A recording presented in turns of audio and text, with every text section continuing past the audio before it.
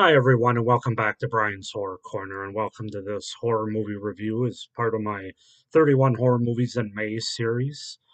And today we're going to take a look at, I guess it's a horror anthology. It's a little bit different, but we're going to take a look at Two Evil Eyes from 1990, the George A. Romero and Dario Argento collaboration.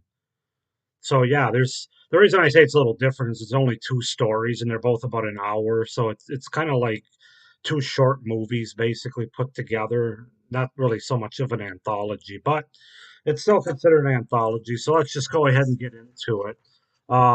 It's the first time that I'd seen this movie, so um, but as you can see, I have it on Blu-ray here. It's got a few special features, some extras on it with interviews and things. So it's from Blue Underground, put this out. So let's just go ahead and get into it. So, Two Evil Eyes is a 1990 anthology horror film written and directed by George A. Romero and Dario Argento, an international co production of Italy and the United States.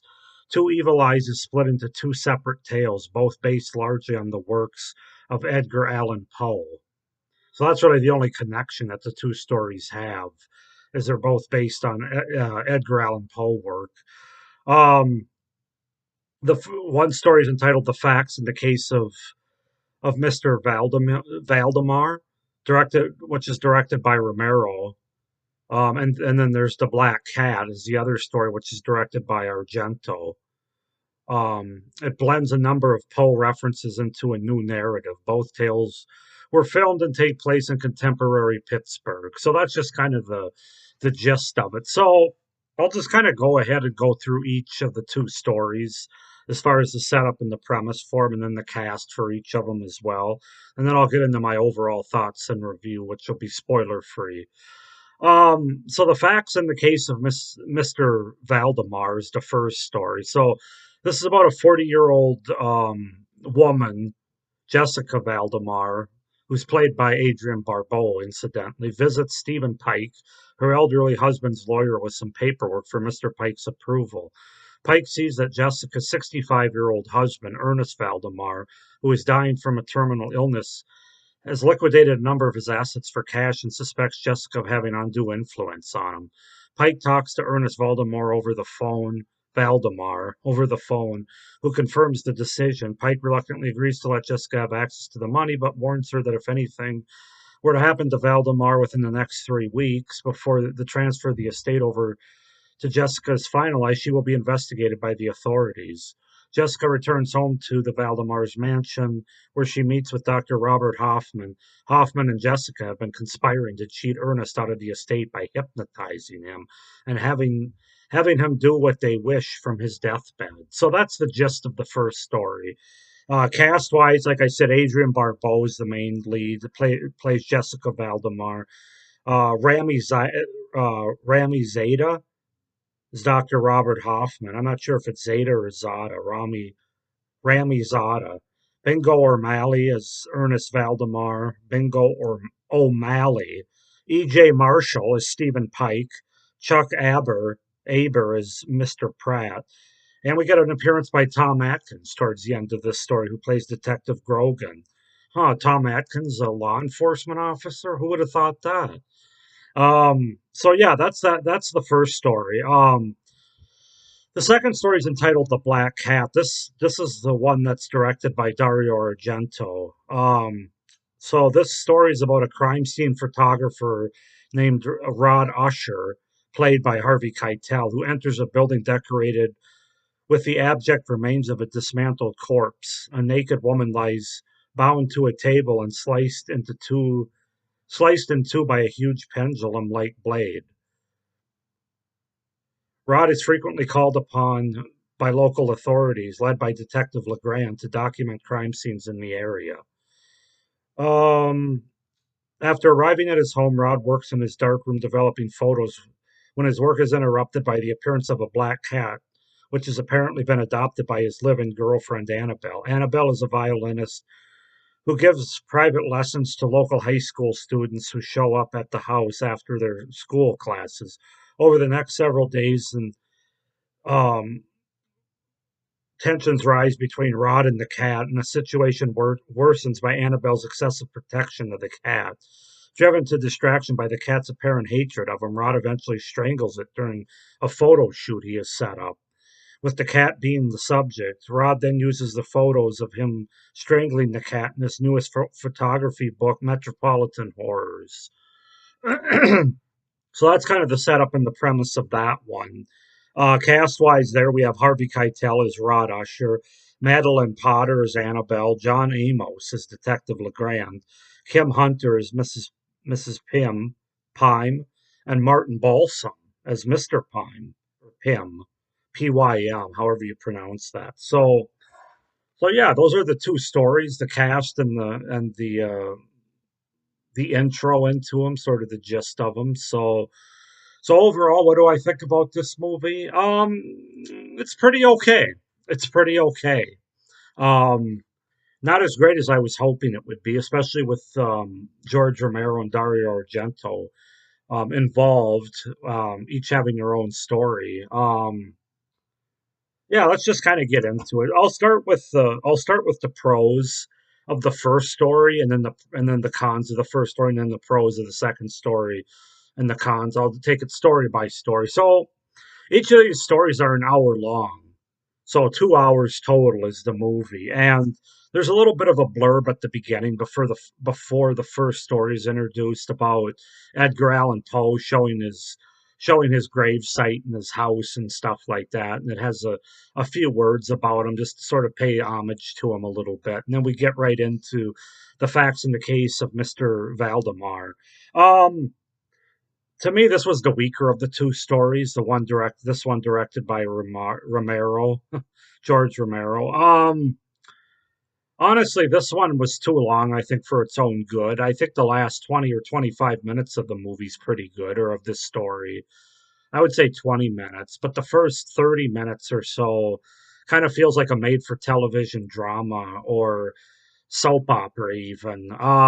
There's just not a lot there. It's just kind of a lot of back and forth and plans made, and I don't know, maybe part of it's the fact that we've seen these kind of stories before with the sort of the gold digger, much younger wife or girlfriend that takes advantage of an older dying husband, feels like she's entitled to it, and either for insurance money or some kind of the older guy tends to be rich, and so we've kind of seen these stories. I can even think of a similar tale in Asylum, although that was the anthology Asylum from the 70s. That was a little bit different because they were just trying to get the wife out of the picture in that one, not collecting any money from her. But it's sort of the same kind of premise, a return from the grave, if you will, after the main antagonists, or the main villains, I guess, feel like they've killed this person, and then of course they're not really dead. So I think that probably plays into it. I will say the performances are good,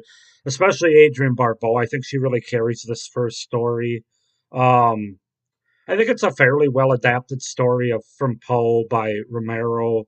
Um, well directed for the most part. Um, Good practical effects by Savini, who Tom Savini did the practical special effects for both these stories. And the last 20 minutes that really comes through when you see some of his work with basically a corpse that's frozen over and very corpse like. Yeah, I don't know. This one's just too long though. This first story, I think it really would have benefited to be like a 40-minute story instead of a 60-minute story. And you could say that about both of them, but really, this first story, the facts in the case of Mister Valdemar, is it's just padded too much for me. And like I said, I enjoyed the last 20 minutes or so. When things really start getting interesting, they start hearing noises from upstairs, from the basement, that they keep this guy in the freezer, and things obviously take off from there, as you can imagine, and these spirits that basically his body's deceased but his spirit isn't, is the gist of it. And it's got a pretty creepy and a pretty creepy ending. Like I said, the special effects are really good. But yeah, that's pretty much all I have to say about the first story. The second story, entitled The Black Cat, it's definitely the better of the two stories. Still not perfect by any means, but it is better. It was easier to get through for me. This is the one that has Harvey Keitel in it. And just like Adrian Barbeau in the first story, he really does a good job and really carries this story. I'm a big fan of Harvey Keitel. He, of course, would go on to do The Piano and Pulp Fiction and Bad Lieutenant, all kinds of great roles. And he always kind of plays kind of a bad guy, and this story's no exception.